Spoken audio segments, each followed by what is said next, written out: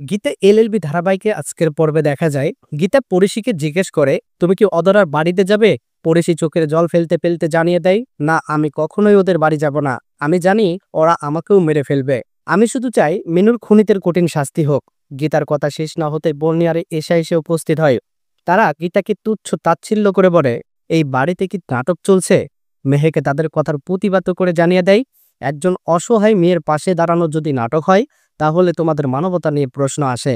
তারপর অদরা গীতাকে স্পষ্ট চ্যালেঞ্জ ছুড়ে দেয়, পরিশিকে আমি নিয়ে যাবই। গীতা পাল্টা চ্যালেঞ্জ ছুড়ে বলে, আপনি যদি পরিশিকে নিয়ে যেতে পারেন, তাহলে আমি আমার অতীত ছেড়ে দেব। এই কথা শুনে উত্তপ্ত পরিবেশ তৈরি হয়। তখন গীতা ও মেহেক তাদের বাড়ি থেকে বেরিয়ে যেতে বলে।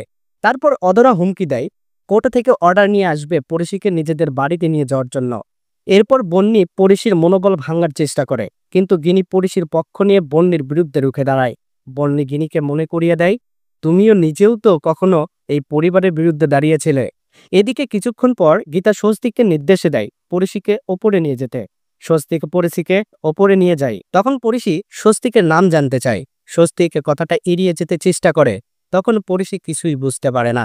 অন্যদিকে অধরা আর অধ্যায় ফোনে পরিশিকে বোঝাতে থাকে, ফিরে এসো। কিন্তু পরিশি দৃঢ়ভাবে জানিয়ে দেয়, আমি কোনোদিনও ওই বাড়িতে ফিরে যাব না। বন্যি তখন আলাদা করে অধরাকে ফোন করে।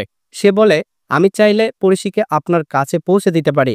অধরা রাজি হয়ে যায় এবং বন্যিকে প্রতিশ্রুতি দেয়, তুমি যা চাইবে তুমি তাই পাবে। এদিকে পরিকল্পনা শুরু হয়। বন্যি আর এসা পরিশিকে মিষ্টি কথায় ভুলিয়ে ফাঁদে ফেলে, বলে থানায় কিছু সিগনেচার করতে হবে। তারপর পরিশিকে সুন্দরভাবে সাজিয়ে দেওয়া হয়। বেনারসি শাড়ি পরিয়ে তৈরি করা হয় যেন সে থানায় যেতে রাজি হয়।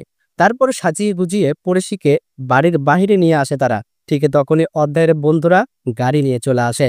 পরিশি কিছু বুঝে ওঠার আগেই জোর করে তাকে গাড়িতে তোলা হয়। পরিশি প্রথমে কিছু বুঝতে না পারলেও পরে যখন গাড়িতে উঠানো হয় সে চিৎকার করে সাহায্য চাইতে থাকে, কিন্তু কেউ তার কথা শোনে না। তখন তাকে জোর করে তুলে নিয়ে যায়। এরপর বন্যি অধরাকে ফোন করে বলে, কাজ সম্পূর্ণ হয়েছে। অধরা খুশিতে জানিয়ে দেয়, তুমি যা চাইবে তুমি এখন দায় পাবে। অধরা এরপর বাড়ির সবার সামনে ঘোষণা করে, পরিশি আমাদের বাড়িতে ফিরে আসছে।